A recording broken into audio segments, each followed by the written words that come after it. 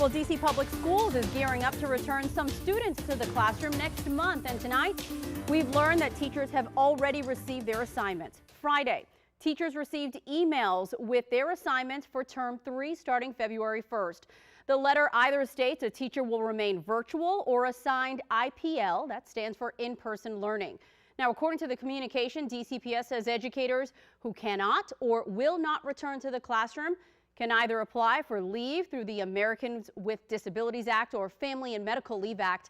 DCPS says parents, we're expected to find out this week if our children meet the high need criteria for an in-person seat. Vaccinations for DCPS staff are expected to begin this month.